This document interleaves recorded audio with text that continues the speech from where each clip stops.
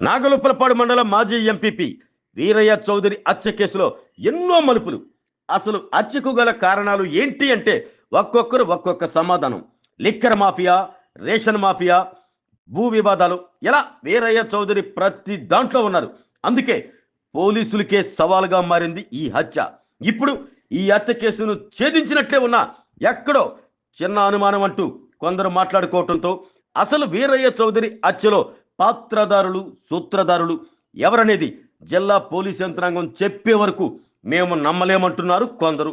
రాష్ట్ర వ్యాప్తంగా సంచలనం సృష్టించిన వీరయ్య చౌదరి హత్య కేసులో జిల్లా ఎస్పీ ఆర్ దామోదర్ సీరియస్ గా తన బృందంతో ఆయన స్వీయ పర్యవేక్షణలో ఈ కేసును ఛేదిస్తున్నారు.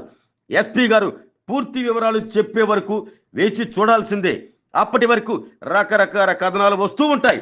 వీటిని మేము నమ్మలేమంటున్నారు. చూద్దాం మరి. వేగవంతంగా జరుగుతున్న ఈ విచారణలో వీరయ్య చౌదరి హత్య కేసులో నిందితులు, వారి వెనుకున్న సూత్రధారులు, పాత్రధారులు ఎవరనేది